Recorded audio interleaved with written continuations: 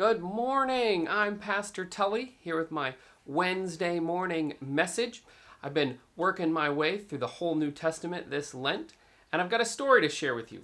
It's a story from when I was in high school. I was in Sunday school class, and we were talking about some of the letters in the New Testament, like Corinthians and Philippians, and I think along with some of the other youth in the class, we were having a hard time pronouncing the word Philippians and the word Thessalonians. So my Sunday school teacher, he had us turn to the back of the Bible. In almost every Bible I've ever had, in the back or in the front cover, there'll be a map. A lot of the maps are of Jerusalem or Israel, but sometimes you'll get a map like this of the whole Mediterranean.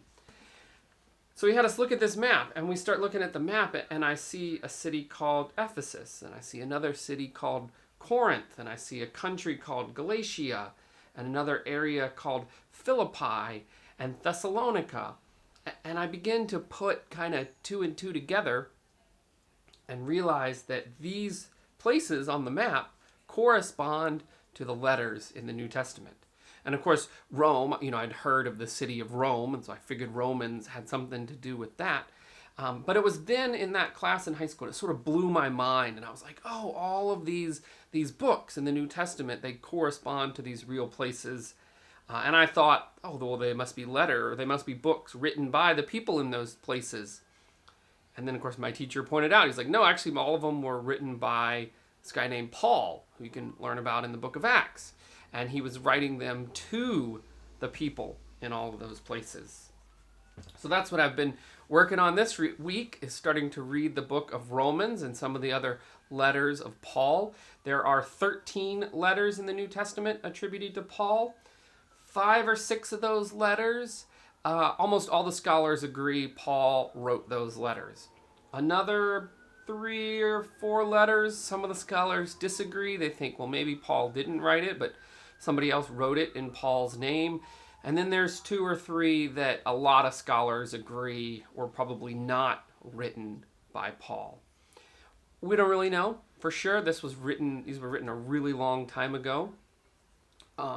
One of the things I found really interesting, I came across this little chart here as I was reading the book of Acts. And so I looked it up and I was like, well, what is the timeline of Paul's life? He grew up, he had all this time where he was a Jew, and then where is it? There's his first missionary journey. There's the conversion of Saul is in the year probably 35, and he goes on for another almost 35 years before his death. Paul did a lot of traveling around. He went and visited all these places and started churches. And then later in life, he was imprisoned, and it was while he was imprisoned in a couple of different places that he wrote a lot of the letters.